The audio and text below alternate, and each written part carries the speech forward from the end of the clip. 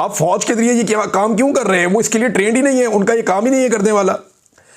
तो ये नाज़रीन पाकिस्तान पूरे के अंदर एक अजीबोगरीब जंगी सूरत पैदा कर दी गई है। क्योंकि देखें ना, जिन लोगों का काम ही ट्रेनिंग ही जंग है, उन्होंने जब सारी चीज़ें संभालनी है तो जंगी सूरत ही बननी है। हर तरफ ऐसा लगता है एक महाज चल रहा है पाकिस्तान में, कोई नॉर्मल हालात पाकिस्तान में इन्होंने रहने नहीं दिए। अब नाज़रीन, इमरान खान साहब ने एक बात तो साबित कर दी अपने कल वाले फैसले से कि जेल में बैठकर उसने कहा कि वज़ीर आला तब्दील तो फिर वज़ीर आला तब्दील। बाहर बैठे हुए लोग जितनी मर्जी छलांगे मारें, उछलते रहें, चिचलते रहें, गुस्से के अंदर रहें, बिलकते रहें, लेकिन कोई फर्क नहीं पड़ता। एक आदमी पाकिस्तान तहरीक इंसाफ में इमरान खान साहब के हुक्म के सामने खड़ा नहीं हुआ, सबकी ज़बानें बंद हो गई। यह है सियासत की मिराज अगर किसी शख्स को मिली है तो। यह है उसकी सियासी ताकत जिसका अशरे अशीर भी कभी शरीफ खानदान या जरदारी खानदान को हासिल नहीं हुआ, और वो ऐसा कभी सोच भी नहीं सकते। इमरान खान ने एक आम से कारकुन को उठा के वज़ीर आला बना दिया। रोक के दिखाओ। जब कारकुन खड़े होते थे ना इमरान खान के, तो ये इसका तीसरी चौथी लाइन में इसका नंबर आता था, सुहेल अफरीदी का। एक आम सा आदमी इमरान खान ने उठा के उसको बना दिया वज़ीर आला। अब अगर ये अवाम की उम्मीदों पर पूरा उतरेगा, इमरान खान की उम्मीदों पर पूरा उतरेगा, तो लोग इसको सरांखों पे बिठाएंगे, और अगर नहीं उतरेगा तो अली अमीन गंडापुर का हाल आप सबने देखा।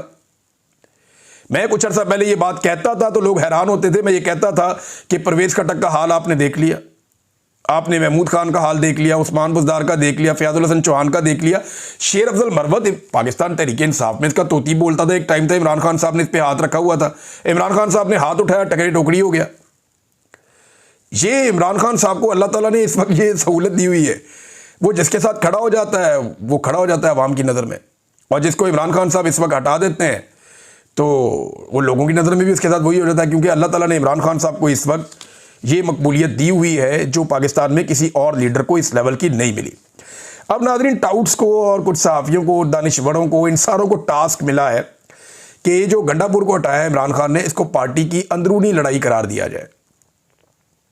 देखें, ये तो गंडापुर ने भी नहीं कहा कि कोई किसी की मुखालफत में या लड़ाई में मैं निकला हूं। ये बात तो गंडापुर के भाई ने भी नहीं की, वो भी नहीं कर सका। देखें ना, अगर गंडापुर को इमरान खान ने हटाया है तो कुछ बुरा लगा तो हटाया ना, ऐसे तो नहीं हटा दिया कि भाई अब तुम इधर आ जाओ या अरेस्ट कर लो, दूसरा आ गया। ये तो हुआ नहीं। या गंडापुर खुशी खुशी तो हटा नहीं। अब गंडापुर को इमरान खान ने हटाया, इसका मतलब यह है कि इमरान खान ने उसमें कमी ढूंढी कि यार ये बंदा ठीक नहीं है, ये काम ठीक नहीं कर रहा है, इसको हटाओ, दूसरा लेके आते हैं। तो इमरान खान साहब को प्रॉब्लम तो थी ना गंडापुर से, कोई एक बंदा भी नहीं बोल सका।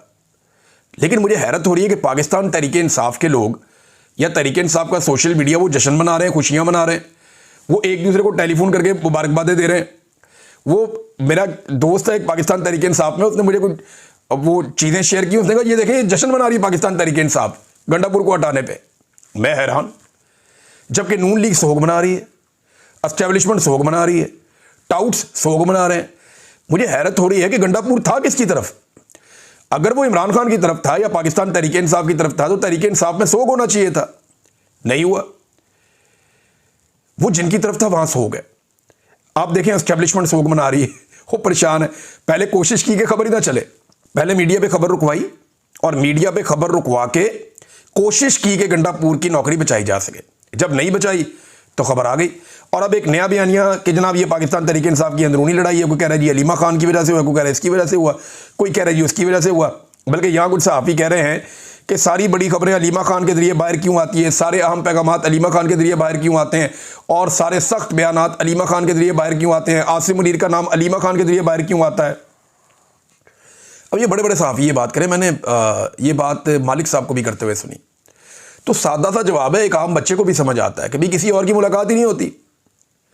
बड़े लंबे अरसे से इमरान खान साहब की मुलाकातें ही बंद की हुई थी। ट्रायल के दौरान फैमिली को मिलने का मौका मिलता था, खबर बाहर आ जाती थी, और जो इमरान खान साहब कहते हैं उसका बोझ कोई और उठाता ही नहीं, और जो बोझ उठाने वाले लोग हैं उनको मिलने नहीं दिया जाता। यानी बैरिस्टर गौर की इमरान खान साहब से मुलाकात करवाई जाए और इमरान खान साहब फील्ड मार्शल आसिम मुनीर के खिलाफ एक चार्जशीट बैरिस्टर गौर को सुना दें, तो क्या मोहम्मद मालिक साहब ये समझते हैं कि बाहर आके बैरिस्टर गौर वो सारी बात वैसे ही बता देंगे? वो तो कभी नहीं बताएंगे। अब जो बताने वाले बंदे हैं, मिसाल के तौर पे अल्लामा राजा नासिर अब्बास साहब हो गए, या और बहुत सारे लोग हो गए, पार्टी के अंदर भी हैं बाहर भी हैं, उन्हें इमरान खान साहब से मिलने नहीं दिया जाता। भाई वो लोग जाए जाके इमरान खान से मिलेंगे तो इमरान खान उन्हें बताएंगे, वो आ के बताएंगे। एस्टेब्लिशमेंट ने प्लान ऐसे किया था कि इमरान खान से हर उस बंदे को मिलाओ जो बाहर आके बात ठीक तरीके से ना पहुंचाए, लेकिन बहन को नहीं बदल सकते। वो इमरान खान की बहनें वही रहनी थी। आप दोस्त बदल सकते हैं, लीडर बदल सकते हैं, बहन नहीं बदल सकते, भाई नहीं बदल सकते, खून के रिश्ते वही रहते हैं। तो अलीमा खानम तो अंदर जाना ही जाना था, खून का रिश्ता है। तो जब वो अंदर जाती थी या उनकी बहनें अंदर जाती थी तो वो बाहर आके इसलिए ये पैगाम देती थी कि कोई और ऐसा बंदा मिलने नहीं दिया जाता था जो पैगाम बाहर लाकर सुनाए। हत्ता के सहाफियों के अंदर छांटी की गई और सिर्फ वो सहाफी अंदर भेजे गए जो पैगाम बाहर वो वाला लाएं जो एस्टेब्लिशमेंट चाह रही है, और जो सही पैगाम लाकर देने वाले सहाफी थे उन सहाफियों को बाज़ औक़ात परेशान भी किया गया। मालिक साहब ये सब कुछ जानते हैं, लेकिन चलें कोई बात नहीं, पाकिस्तान में काम करना इस वक्त बहुत मुश्किल है। तो नाज़रीन, बहुत सारे लोग खुश हैं गंडापुर साहब के जाने पे, कुछ लोग परेशान हैं, और जो परेशान है वो हैं जो इमरान खान से पहले ही मुखालिफ हैं, पहले ही इमरान खान के खिलाफ हैं। एक और नाज़रीन बहुत बड़ी खबर है, और वो खबर है मुआहदा हो गया इसराइल और हमास के बीच में। सीधा ही जनाब तय कर लेते हैं कि जनाब हम आपके साथ खड़े हैं from the day one, Asim Munir साहब और शहबाज शरीफ साहब। तो यहाँ ना काबीना की कोई वक़्त है, ना असम्बली की कोई वक़्त है। हमास ने क्या कहा ये भी इम्पॉर्टेंट है, और हमास का ये कहना है कि वो उम्मीद करते हैं कि इनखला होगा और सारी चीज़ें जो हैं वो अमन के तरीके से होंगी और जंगबंदी के ऊपर अमल दरामद किया जाएगा और वायलेशन नहीं होगी। तो हमास ने जो है बड़ी समझ का सबूत दिया है। जो डोनाल्ड ट्रंप की शराइत थी उसके ऊपर ये मुआहदा नहीं हुआ, बल्कि जो हमास ने बहुत सारी शराइत रखी उनके ऊपर ये मुआहदा हुआ है।